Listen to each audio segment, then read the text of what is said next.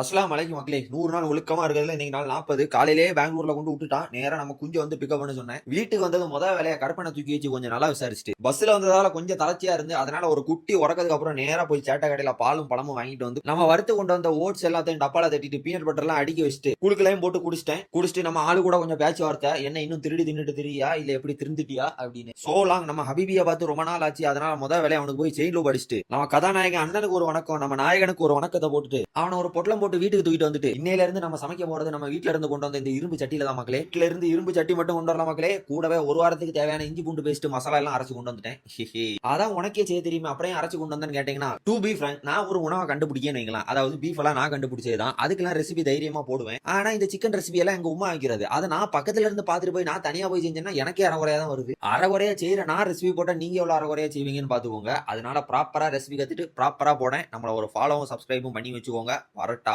ஒழுக்கம் முக்கியம் மக்களே.